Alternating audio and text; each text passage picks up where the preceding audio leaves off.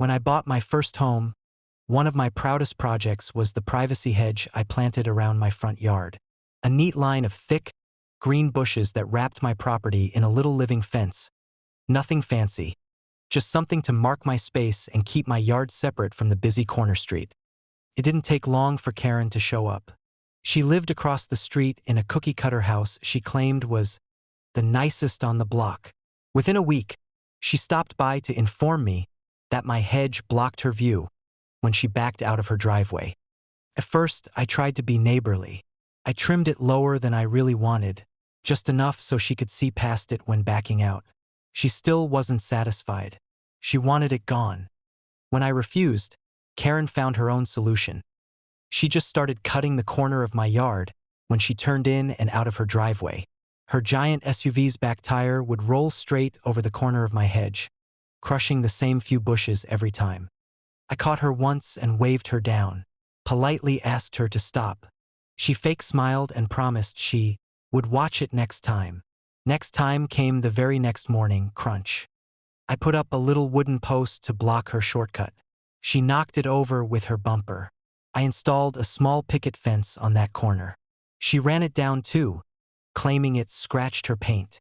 When I pointed out she shouldn't be driving on my yard at all, she threatened to call the HOA, which, by the way, didn't even exist for our street. So I got creative. I called up my uncle who works in landscaping and metalwork.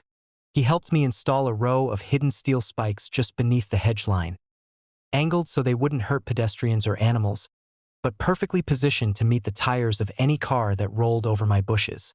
We sank them deep, camouflaged them with mulch, and waited. It didn't take long.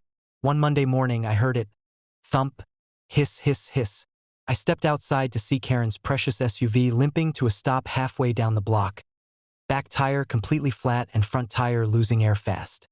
She stomped up my driveway, screaming how I'd sabotaged her car and she'd call the cops. I calmly explained she had no right to be driving on my property in the first place, and I had the security footage to prove she'd been trespassing for weeks. When the police showed up, Karen's smug grin disappeared. I showed them the videos of her repeatedly crushing my hedge and ignoring my polite attempts to stop her.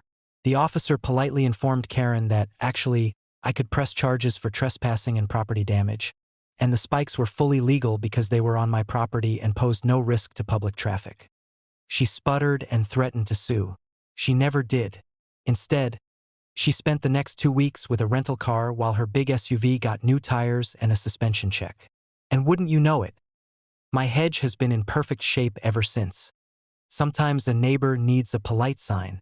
Sometimes they need a polite fence. And sometimes they need a hidden row of steel spikes to remind them where the line is, literally.